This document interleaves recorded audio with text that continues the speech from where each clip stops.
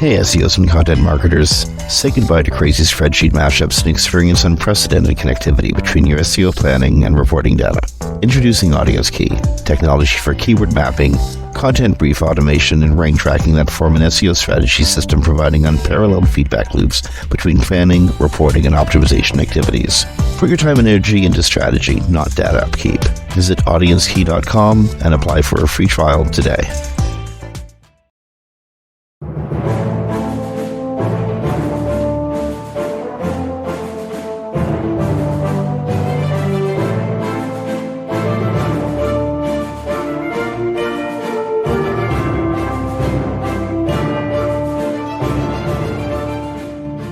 Hey everyone, welcome to Webcology on WMR.fm. It's the 16th of May, 2024. This is Jim Hedger from Digital Always Media and Christine Chackinger from Sites Without Walls.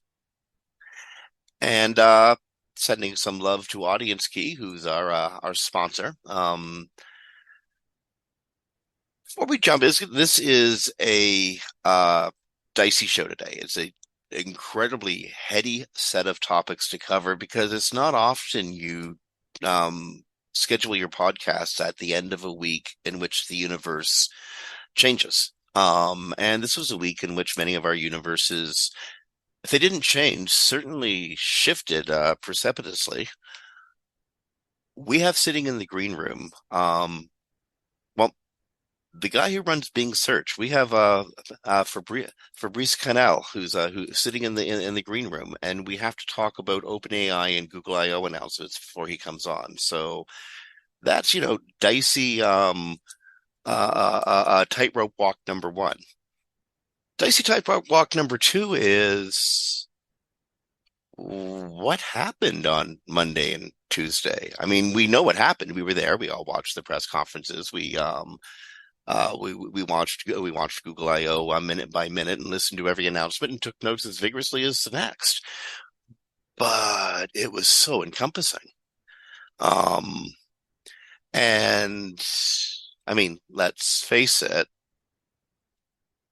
this is a Google product, so it might continue as we see it today, or it might change radically 6 weeks from now, 8 weeks from now, a year and a half from now, after we've all invested a whole bunch of time, money, energy, and blood, sweat, and tears into it. Who knows? Christine, why don't we start with OpenAI's announcements on Monday? What did you think, first off? I think the marketing department did a good job, making it seem like there's a whole bunch of new advancements. But when you read the academics and researchers at AI, they were kind of nonplussed. So yeah, it seemed to be like an announcement that said, stay tuned. We have really cool stuff coming this summer. I mean, so cool that it's really, really cool. And now you can talk to us using dramatic voices. Yeah, so so if people don't know, it has a multimodal design, which just means it takes different kinds of input or does different kind of export, like video and images and voice and text. It did that. You could talk to a thing, I guess. I don't know. It understands your inflections. I mean, that's really neat. That's actually really cool. Yeah, but that's an issue for EU law. I have a law against that. So I don't know what they're going to do when they hit the EU, because you're not allowed to do that. And so I do have some personal issues with generated text that can reflect human emotion. Also, there's some analysis that shows that it is not capable of reading different cultural signals, or it's not capable of understanding like the neurodivergent kind of conversation. So it's kind of a one note, trained on only one set of type of emotional response. It'll be, as always, it'll be really interesting to see how things evolve there. I mean, we see how people evolved into incredible nastiness with a misunderstanding of emojis in social media. Yeah. Just imagine what's going to happen next. Okay, so but the big announcement from ChatGPT is 4.0 is kind of 4.0, and for GPT-5 is going to be the moon and the sun and bread and butter sliced on your table and amazing. That as I understand it. Someday. Well, that's what they said. Okay, so Tuesday, the big 5,000 pound elephant at the side of the room. Google's Gemini announcements at Google I/O. Oh, what direction do we go here? Well, just so people know, there are over 100 announcements at Google I/O. Hmm, So they're very broad, and you can go to Google I/O and they will list for you by category which ones you might be interested in. We're not covering the 100 announcements. We're no. just covering what affects like search and the associated products that we use. Here's a quick rundown. Google announced a series of sudden changes that are coming, some as soon as the moment they were unveiled on Tuesday at Tuesday's Google I/O conference held in Mountain View, California. Collected under an umbrella known as Gemini, these changes are more about using artificial intelligence to solidify Google's role as a lifestyle ecosystem provider for its billions of users than they are about search. Yesterday's announcement seemed to complete a fundamental change in the utilization of Google's original mission statement to organize the world's information to make it universally accessible and useful, in which Google is going to focus more on the useful parts than it is on the accessible bit. Um, but you know what really went unnoticed? What's that? Google stopped trying to be a general search engine when it got a whiff of the greatest holy grail in its existence, complete data personalization in what appears to becoming a closed garden environment. So Google ain't about the world's information as much as it is about your information in relation to the world's information. Yeah, uh, we have to be aware that the products that Google's creating were all created from training on other people's stuff. And those people did not know, they weren't getting permission, they were not compensated. So when they create the products that they're creating, it's hard to know like everything they're basing it on to me is very quicksandy right now. But the thing is, it's a Legal little more than that. challenges, personal challenges, privacy challenges, countries like the EU challenges. So it's a lot that they rolled out on something that feels quicksandy, but I could be wrong. Those are certainly coming. And I think users, no matter where they are, whether they're in the EU, in the United States, in Canada, wherever, they need to understand. And then Google was really clear about this on stage. Like they were quite upfront. Your Android device, I got an Android phone, goes everywhere I go. It runs naturally Chrome browser and bunch of Android-y stuff. I do stuff on that phone. I do tons of searches. I verify client websites, all sorts of stuff that I want to do on a mobile device. I do on that mobile device, and it all gets recorded in one way or another against the entity that is me. Me, all about me. And there's so much data I'm giving with these two devices I'm using. The platform, the Android cell phone, and the system, the Chrome browser. Google's taking that information and merging it with my queries to get a sense of what I really want out of the world. And it said really quite clearly, that's how we're going to be constructing stuff we're going to be sending to you, referring you to in the future. So results are hyper personalized for people who are in the Googleverse system, which is remarkable and wonderful and extraordinarily cool, Star Trek-like and terrifying at the same time. Yeah, I kind of get a big ick factor out of that kind of personalization. I mean, I have personalization turned off in Google as it is. So I don't even have GPS turned on in Google. Okay. So, and I don't suffer for it at all, to be honest. Someone was arguing me academically at the conference that not having GPS on meant I was just missing all this stuff. And I was like, no, I pretty much get similar results as other people because they're just pinging off the towers they know I'm using. Well, So they know where I am without knowing where I am. Like, you know, they know within like a mile or so. But no, I agree. I think that's what I do find that there's one deficit in this thinking, no matter how big they want to become the personalized everything, which is a whole different ecosystem. People still want to search. They still need information. They don't want it all handed to them, and they don't want it all based on themselves. So there's still room for that, and it feels like Google's leaving open a window for somebody to start taking some share, maybe. well, that's very possible. We've always said over and over and over again that the biggest threat Google faces anywhere, anytime, is Google itself and Yeah. losing track of its user base and what its needs are. So we'll see. That's actually probably an amazing segue into Fabrice. Um, More than anybody, I think Fabrice, more than anybody except maybe a tiny select number of Google employees themselves, Fabrice understands what's been going on in many of these people's heads.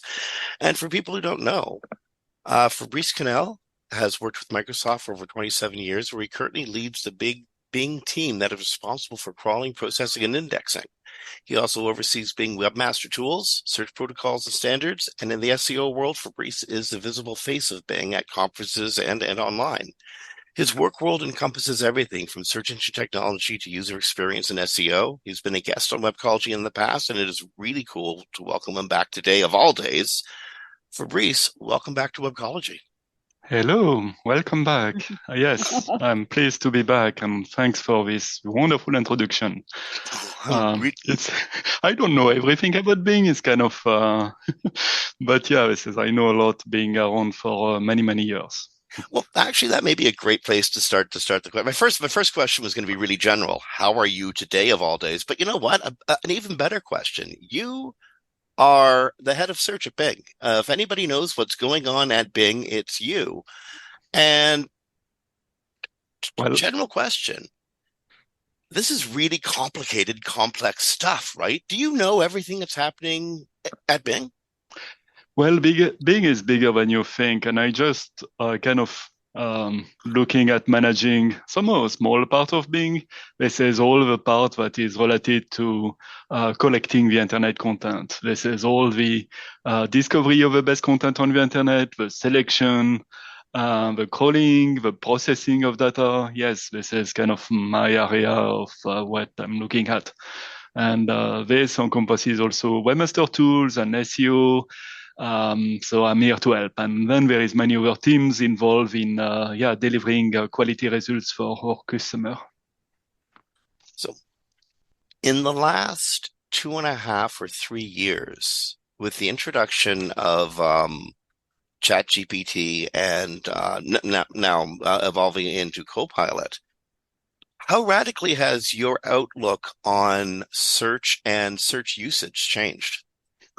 Well, we are very pleased of this new set of technology that we have introduced. Is fundamentally this is an evolution. It's an evolution. It's a new wave of technology. It's not fundamentally this is, and there will be a new wave coming, and there will be a new wave coming. Every time we access new technology, new layer of intelligence, this is helping us to satisfy our customer even more. This is helping us to grow on customer satisfaction, translating to more customer using or satisfied by our services, and so coming back and using our services. We disclosed 2 weeks ago that Bing has surpassed 140 million daily active user, which is a great way of telling us that, yeah, we kind of do a very good job translating to user growth, translating again to customer satisfaction. Okay, now naturally, Bing wants to make its audience happy. You want to give the very best references you can, and you want those people coming back and trusting you over and over and over again.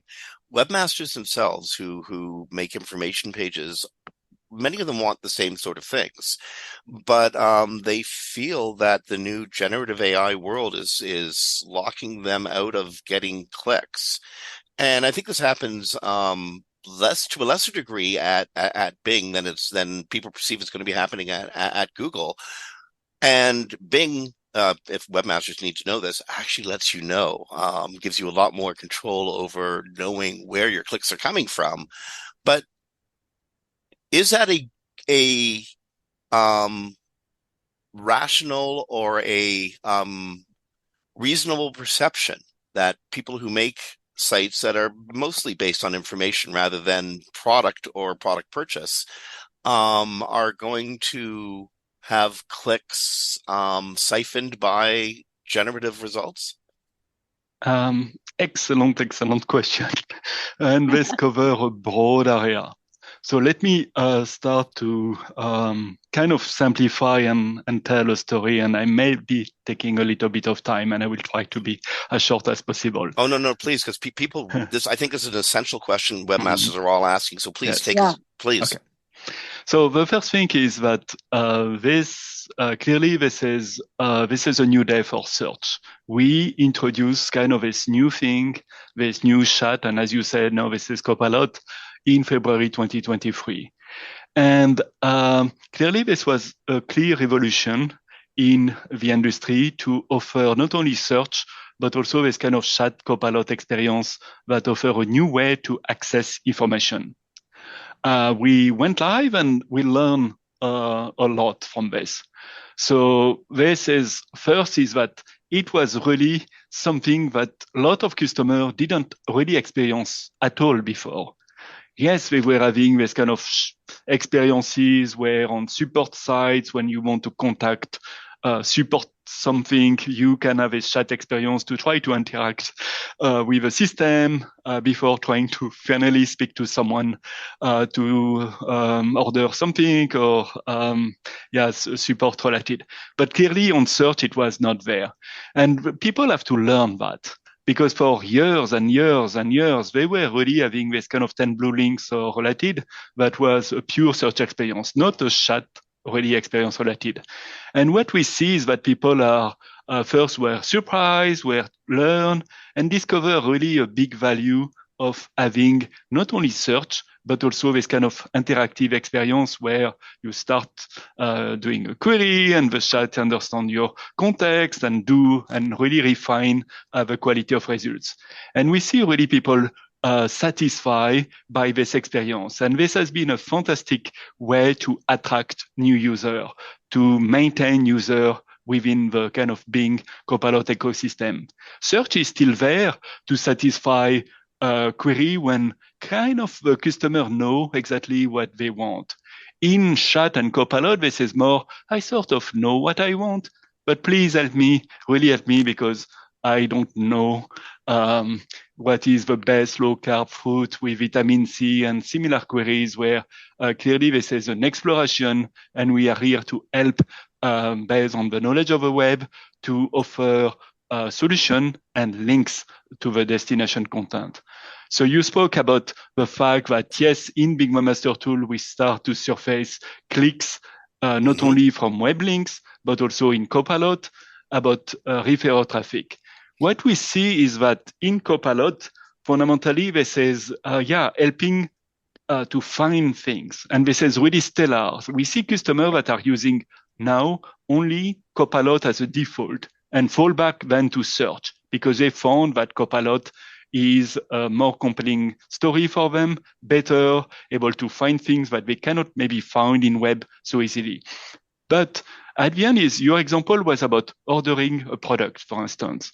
The people that are ordering a product fundamentally cannot satisfy their task only within Copilot. They will have to click the site to order something because this will be referring as an action. I want to order something, so I have to go to the site to order something. And we are still displaying, obviously, links for people who do not to find the source of information for all the information that is displayed in Copilot. Well, I guess the most logical question for an SEO, and I understand if you at any point if we cross the I can't answer this line, I totally understand. But the logical question for any SEO to ask at this point is how do links produced for people to click relate to the text produced for people to read? Well, this is where this is an evolving story first. Mean that for a lot of customers it's new and they're learning chat. It will translate as it has translated before when answer started to pop up within the search result page, where people were telling, hey, this is a no-click story. And then they found a way in the SEO community to adjust find ways to still not only get this kind of branding surfacing in the search result page, where you know that this kind of website is compelling for this queries, and you will visit the site and you will be attracted by the site moving forward. And still find ways to attract the clicks if you want clicks. Some sites may not want clicks. Some sites may just want to have a branding story. Some sites love clicks. And more than clicks is really about understanding the whole funnel. We see this Copilot story by being more relevant, translate to better clicks. I am engaged with the SEO community, and key experts in this community are telling me that the clicks from Copilot are stellar clicks. When what is coming from Copilot translate from a business standpoint far more than a clicks on the web results in average. Why? Because Copilot is smarter often than web to really deeply understand the query and deeply found tell content that it's a little bit harder to find in web. I don't say this is impossible to find in web. I think Copilot often facilitate the ability to translate content, to translate queries to real quality results. So fundamentally, this is people want to see more Copilot clicks coming to their site, especially for sites that translate to an action. Else, on web, you see a lot of clicks, but it's click back. People are visiting, clicking back, going in and out. And so, yeah, finally, they may find something. In Copilot, it's more a sticky click that translates to more benefit for the site. Well, first of all, before anything else, thank you for the references to Copilot clicks in Webmaster Tools. On behalf of every webmaster in the world out there, thank you. You're welcome. You didn't have to do that. We're really glad you did. Please do more. Especially, we don't get that data from Google. I think maybe we will enable that. I think it's on new technology. It's really sometimes challenging to expose things because, there is a lot of scrutiny about, what this is. But we were very open to share this information. So being the obsessive type that I am, that makes me want to look at various pages and see if there's ways I could write stuff that generates more clicks out of Copilot, because that means that this content is somehow being incorporated and related to in Copilot. I'm not quite sure how that happens. So any tips? Well, I think fundamentally this is for a lot of customers. This Copilot SG story is still in the early days of it. You are going to search engine every day, every hour, sometimes every minute, because you are all passionate about SEO and search engine marketing. So clearly you are in the field. Some people are not experiencing search engine as often as you. So for some people, they are still looking at blue links, and then they see this experience popping up and they say what this is, and they will start learning it. And again, we see this learning phase at Bing and Copilot, where clearly they start to discover that and they start to stick to it and they start to love it and learn it. So still early days of that. Related to SEO, I think still whatever we have done for many, many years still matter. And I will really, and there is something else. So what matter is really, I'm really caring about that, as we care about that at Bing, satisfy your user. Don't try to satisfy search engine. If you optimize only for Google or Bing, often it won't be lasting, because at the end, the search engine will detect that, that's great for the Google clicks, but clearly customers don't like it so much. So this is where you have these big changes that are happening in your metrics, because this is not so good for customer.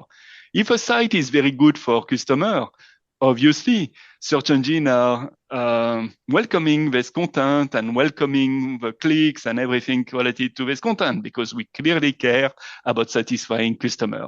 So think first about satisfying customer. And I think what's really truly matter in this new world is that you need to the population and the interest of the population are changing. We are not search engine that are kind of dinosaur search engine that were searching kind of legacy content thing. These days is all about the latest and the brightest of the internet, and things are evolving way faster than in the past. It's all about this frontier of new content that is surfacing every day. My teenagers really care about what's happening right now. Everything that is yesterday is okay, whatever about yesterday, don't care about that. So this is really about this frontier of new content that need to be in the search engine. And so this is where you have protocol as AnnexNo that is helping you to really sync the content with the search engine in terms of added, updated, and deleted information that is kind of transforming the way we were crawling so far and pushing the content to search engine to get the latest indexed in search engine. So this is, again, caring about customer, getting the latest content index, evolving, learning, doing A/B testing, all those things matter from an SEO standpoint these days. I know that I'm this is shifting gears a little bit. Everything runs on data and stats and analysis. And I'm wondering if over the years we've moved from I remember when we hand-coded websites, and then WordPress came along, and WYSIWYG websites were all the thing, and now we're into the headless age. In Bing search, is there a type of website, Java-driven, old static HTML-driven, whatever? Is there a type of website that tends to perform better than another type of website, a platform style that tends to perform better? And would there be a reason for that? Well, excellent question. And I will answer from Bing, but also for all search engine. This day, this is our quality is really data driven at large scale, far more than in the past. 25 years ago, this was all about weighting. Okay, title field equals 0.7 and body equals 0.2 and this kind of basic things. These days, this is all AI, LLM things and machine learning and deep learning and whatever things are happening, crazy data volume to really fully understand if a click satisfies the user or not and what should be the content. And additionally, what's happening from my team, from a processing content team, this is clearly we went away from basic heuristic to a more machine learning stack that is really truly understanding the content, learning about the content, processing the content. And all of this, that this is from the customer standpoint or from a data processing standpoint, rely really on machine learning. What's machine learning? Overall, it's all about you enable a set of judgment to say, hey, this query is good, this link is good for this query, and so on. And something kind of for the content. I mean, for this document, we are able to process it correctly, not correctly. So this is based on labels, based on judgment, that is human judgment or machine judgment about something is good, not good, perfect, excellent, bad, and so on, to judge if queries or content, if our processing stack or relevant stack is able to retrieve or process correctly something. Where this is related to your question is that if you do all this judgment are based on data that is extracted from queries and the internet. If you are part of the most common templates, most common things on the internet, clearly you will have a high representation percentage of such things in your dataset. If you do a one-off thing that is completely one-off, a crazy JavaScript site with complete JavaScript craziness things, Ajax calls, 20 Ajax calls to render the content, it clearly won't be detected in the training set. It will be a one-off thing. It will be something. And so all the stack by design, the queries and the processing stack of all search engine maybe not be optimized for that. We are clearly optimized for the most common form that we see on the internet, because else it will tank our metrics. And I speak about Google, I speak about Bing, I speak about everything these days that rely on machine learning. So the most common things you do, it's a great way in the machine learning age to really be able to be retrieved, be able to do, to avoid having this SEO issues of content cannot be crawled and so on.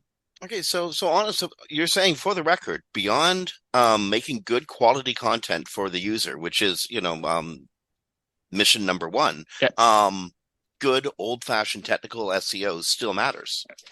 Yeah, we offer, that this is Bing, Google, and others, really search engine guidelines. These search engine guidelines are kind of written once every 2-5 years. We revisit them. We don't want, obviously, to revisit that every week because it's not the right communication to the SEO community. So this is things that we want to be lasting. We want to be sticky because it kind of then can be translated into code and development things for the SEO community about what to focus. If you really look at that from a high level, these things really from Bing and Google align well. And it means that, yes, writing quality content, caring about customer, caring about content should be, we should be able to crawl it. We should be able to discover a heading pretty easily. We should be able to, it's better to have well-formatted HTML than some random things that is crazy. And yeah, this common things matter still for the business. And please look at that. We still see sites that are doing weird things, avoid weird things. In Bing Webmaster Tool, we have started to surface top insight per site that is helping to communicate, to have us communicating like a human reviewing, like me reviewing a site. What are the top issues we perceived? And you will see evolution of this top insight as we move forward to really be at the end like me reviewing a site to tell, hey, we perceive that this and this and this is not correct. A great site will have a site having nearly zero top insights if you visit Webmaster Tool. Oh, Christina, you've been sitting on the sidelines. I know you got to have a million questions. I'll try to keep it to just a couple. First, by the way, Fabrice, the Webmaster Tools, Bing Webmaster Tools is fantastic. So anybody who has not used it needs to use it. It gives you a lot of extra information about your site. And like you were just saying, some of the things that are common that you'll identify as like, hey, that's not there. This should be better. So that's awesome. So you talk a lot about the technical side, which I love because I'm a technical SEO primarily. But you use a term that Google also uses, but I was wondering if you have some maybe more granular definitions, which is when you say make it good for users, what does Bing mean by making it good for users? Because everything that you guys say, like good for users, has a some sort of algorithmic representation in your machine learning. So are you allowed to say what that means? Well, it's really about aligning in the search engine guidelines. There is kind of the SEO part and there is the kind of the ranking part. And there is also the things to avoid, the things that are related to safety, the things that are related to spam. And so I really encourage you to review the Bing Webmaster Guidelines because, again, we spend time to go in depth there. When I say in depth, this is really the top of the cream of what truly matter. Things really at the end is really matter to satisfy a customer clicks. If you go to dead links, not good for the user. So this is where having the content in sync between search engine and the web truly matter, and so index no and so on. Protocol to get this content in sync with the user. People forget that. It's not only to add content, it's also to manage the relation with the website, just to speak about that. And there is other things that is listed in the guidelines to cover this. So instead of listing kind of the top few things, I really encourage you to go to the guidelines because there is far more information there. Great, I really appreciate that. Normally all we get from Google is good for users. So that's very helpful. Thank you. Mm-hmm. And this is a thing that is also evolving over time. I mean, you have a set of content that were not there many years ago. And so as the new content is there and the people are evolving, we are obviously evolving these guidelines, but as I said, not too often. Thank you. Jim, do you have something next to ask? Oh, I have a million questions. Absolutely.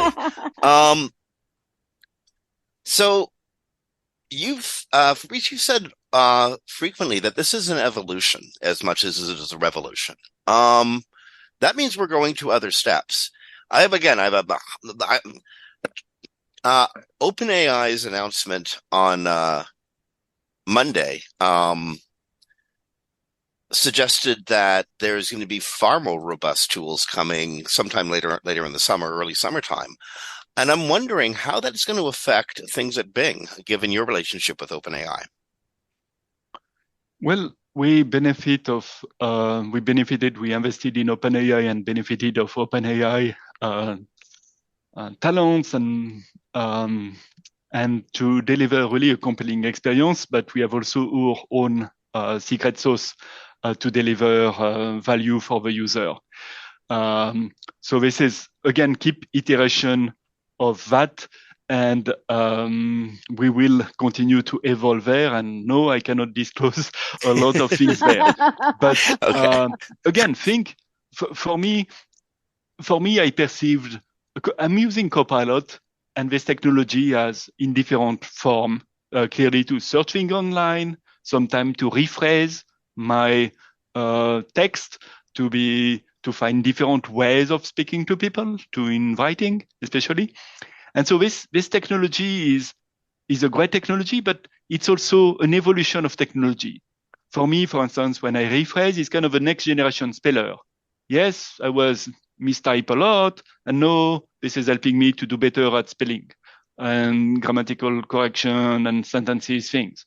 So when it's a revolution, it's also an evolution, and the technology continue to evolve. Today, quantum computers is almost there.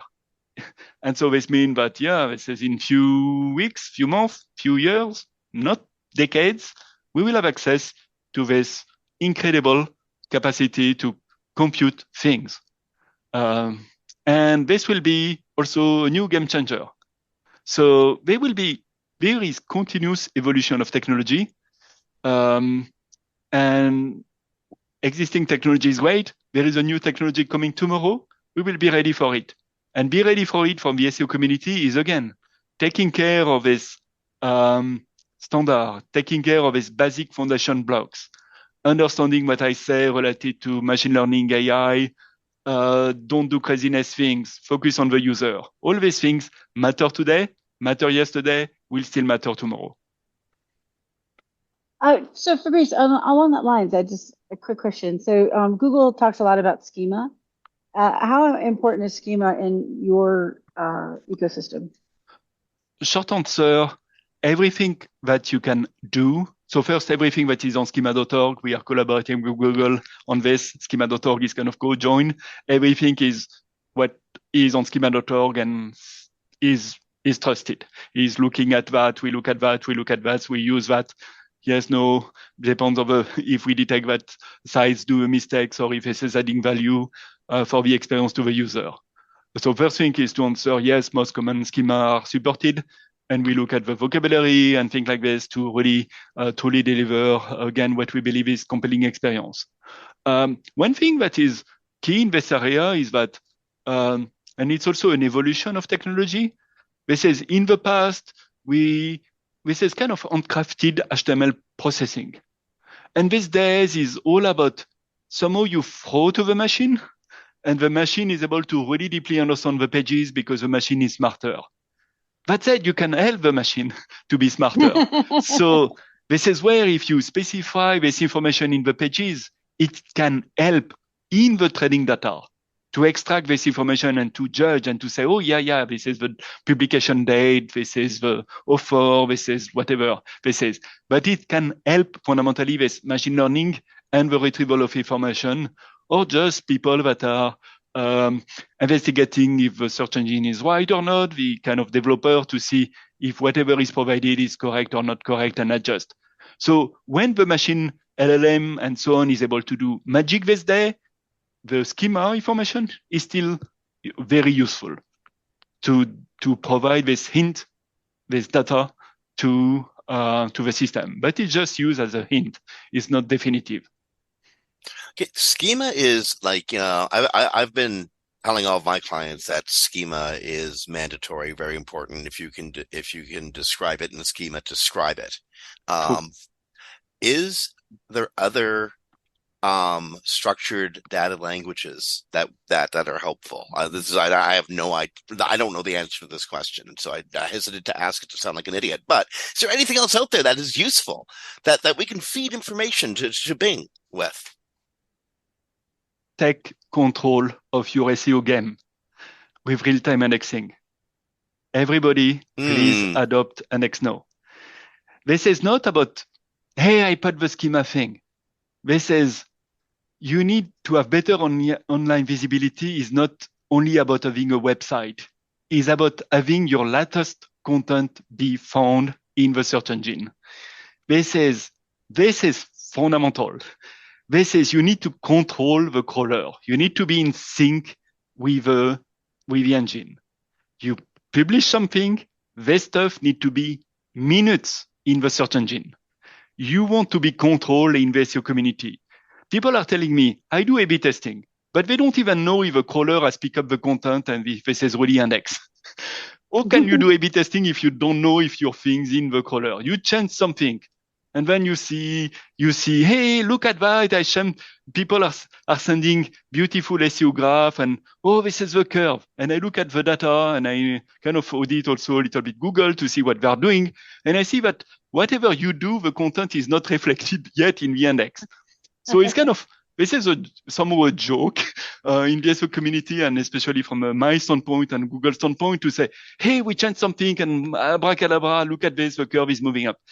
It was taking search engine months, years to reflect on large sites their content update. We have to stop this. We offer you ability to get the content in sync in terms of added, updated information in the index. So schema, you change the schema, the price is changing. Having a price that is 50 Canadian dollar versus 49 Canadian dollar really matter for some customer. It's not about the schema is there. This is the latest information is there. Please adopt an XNO. And the whole industry is adopting an XNO. People will move. We will make some major announcement that I cannot disclose over the following month, but please move. Index now. Sorry, Christine. I'm just going to say Index now is one of those tools that the search engines have given to the SEO community that will instantly feed data to the search engines. It's probably one of the least used Insto tools that are out there. When this is least used, I can disclose that we receive more than 3 billion URL per day. This is adopted by 60 million websites already. So that's wonderful. That's cool. Yeah, Wix, a lot of content management systems are supporting this. Duda and others are supporting this natively by default. So this is, you have different push. I don't want, you are SEO expert. A lot of people are not and will never be. I mean, you have a various set of population that don't care about SEO and really they don't have to care. This is, you manage a family website, you just go to this beautiful things, you can edit online. This is WYSIWYG, you don't know what you are doing, but you just put an image of your family, you press submit, publish, that's done. Obviously, you don't have to care about SEO. This is the content management system. The kind of ecosystem is handling SEO for you automatically. And this is where we are integrating with a lot of content management system to enable this backbone of the internet being an XNO compatible and support an XNO. And then you have all these top sites that are on proprietary content management system. This is the eBay. This is all these websites that today have already adopted an XNO to get the content in sync with the search engines. So you'll be very proud, Fabrice. Yesterday, I had a client who I told them they needed to put that on right away. So thank you. You're welcome. So a question, 40% of the web is run by WordPress sites. Is there a best implementation for people that are using WordPress for index now? True. So for WordPress, we are collaborating with WordPress to have it as part of WordPress core. Like this, this will be there by default. Until this is there, there is a lot of SEO plugins that support that you can install. There is the free Index Now plugins from Bing. You just need to install it. This is open source. It takes 5 minutes to install, and then you have your latest added, updated, deleted information that support that are funnel to Bing and other search engines supporting Index Now. Index Now is not a one thing; it's all search engine data is shared between all search engine. But you have also Yoast, you have also SEO Press, Only One SEO, Rank Math that are plugins that are supporting Index Now. And you can go to bing.com/AnnexNow where you can find all these websites and content management systems that are supporting Index Now. Yahoo is supporting Index Now. Search Engine Land is supporting Index Now. Search Engine Journal, and so on. Many website and content management system are already supporting Index Now. So you may be already supporting Index Now on your website, and you just have to go to Bing Webmaster Tool /Index Now to see if your website is already publishing the data to Index Now. Else, this is again very easy to adopt. Oh, and it's good for Bing. This is open protocol. It's good for Bing. It's Bing for the whole industry. Google is still monitoring. At some point, I hope they will move and adopt Index Now. Great. And I just realized though, we did not give a brief explanation of what Index Now is in detail. Could you give that to us? Yeah, so we know what it is, but I know a lot of people listening probably are like, Index what? Yeah. And Index Now, this is really about take control, as I say, of your SEO game with real-time indexing. So Index Now is an easy open source protocol to enable the website, the content management system, to notify the search engine that something is changing, that this is added, updated, or deleted URL. So this is you control the crawler, and the crawler is basically you order Bing bot and other search engine bot to come to visit the site, to detect, to capture the latest content on your site. Very easy. We are not so smart at crawling, clearly. We don't know what's happened on your head when you will press the publish button.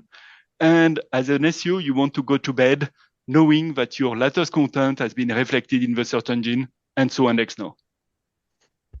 Great, that's perfect. So now everyone will have a better understanding. Now I know Google's been testing it. Is there any idea that when they might bring it out of testing? Well, I cannot speak about on behalf of Google, but yes, as we are improving in terms of adoption, clearly we are clearly having stellar, great, fresh results on a lot of sites already. I spoke about adoption and this huge volume of data that is coming our way. And at the end, at some point, I don't say that you are forced to adopt, but the value proposition is there not only to because there is value for the customer. They don't get dead links. They don't get they get the latest content index, latest price, and so on. Very useful information for shopping scenario, for instance.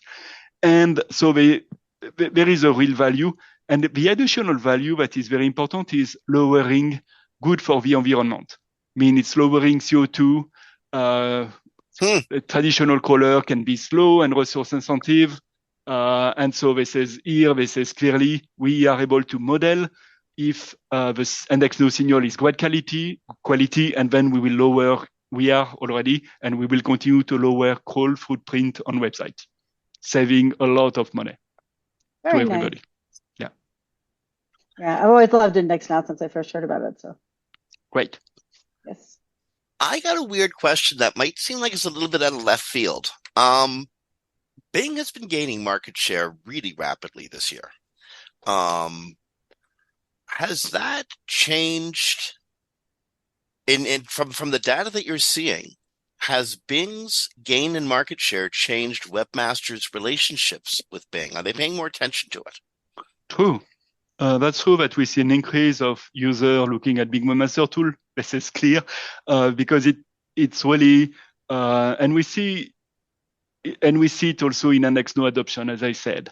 So clearly, the fact that we get more market share and more visibility translate to interest, to review or insight. Sometimes we are having specific big issues, or sometimes Bing Webmaster Tool is there also to tell you the issues that we surface are common for the whole industry.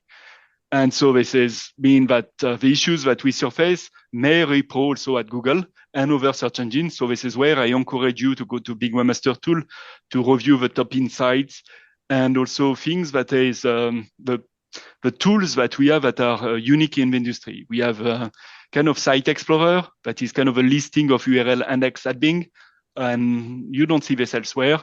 And so there is unique value of going to Bing Webmaster Tool. And so, yes, we see an increase of usage of Bing Webmaster Tool. Okay, now here's the real left field part of the question, okay? You get to see so much data on how webmasters are using webmaster tools.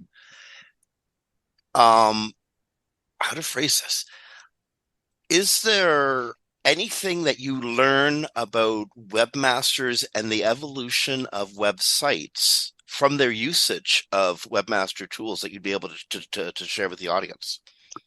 Yeah, the internet is evolving. You have, and it's always evolving and maybe evolving faster than in the past. You spoke about WordPress. And WordPress was 30% market share, and these days is 40 equal more percent market share in terms of unique sites. If we look at per URL, obviously you have huge website, Amazon, eBay, Facebook, and so on, that are really kind of dominating in terms of number of URL. But in terms of content management system, first we see maybe, I don't say less of them, but there is some big ones that are kind of dominating over time the whole landscape, the whole ecosystem. It takes time, as we all know, to move from one content management system to another one. But we see some content management systems that are clearly moving. The other thing is that overall, obviously, it says the industry is moving. Less basic SEO mistakes are done. The internet these days is less built on Notepad than years ago. And so we see this content management system by default and the developer knowledge, web UX developer knowledge overall, that have some knowledge of SEO. And they avoid doing the big mistakes that we saw in the past. They still do big mistakes, but less than in the past. So the overall SEO stack is better. Additionally, as I explained, the technology that we have is able to really mitigate a lot of issues that webmasters are still doing. So this is this mix of, ideally you need, when you think a website, if you have to start from scratch, pick a content management system that is SEO compatible. Because then you don't have to focus on a lot of core SEO issues that will surface with some of the tools that are really, let's say old, really not working. And I obviously, I will not list them. Mm-hmm. That's very good advice. Yeah. Okay. I'm going to guess, and I think Christine should get her fair guess too. I'm going to guess really screwed up redirects. Christine, what do you think the most common webmaster error that webmaster tools gets to sort of report? I'm going to say screw redirects. Oh, that webmaster tools reports, that's a hard one. Redirects is a big one that I see. 404s and 500 errors I see, and then invalid HTML in the header, but that's not something that webmaster tools would look at. You know, if anybody knows, we got the expert in the house. What's the biggest mistake that you see that webmasters are making on a common basis? I think, again, we see it's, so first on redirects, I will speak about redirects. You can do your life on redirects. People do so many mistakes on redirects. We see web page having a meta refresh one way and kind of a JavaScript redirection the other way, another URL. So depending on if the JavaScript is fast, you will see people going to URL B. If the meta refresh is faster, based on second in the meta refresh, you will go to URL C. Okay. But we see craziness things. There is also a lot of mistakes related, especially related to redirects related to geolocation. I mean, depending on your profile settings, so customers are going another way. And often it's not really search engine broken, it's also customer broken, where you go to a region, same if you are, let's say, Japanese, you will see some language in the UX that you do not understand. So there is so much variety in the way people are handling profile, IP location thing. And so search engine are coming with their own IPs.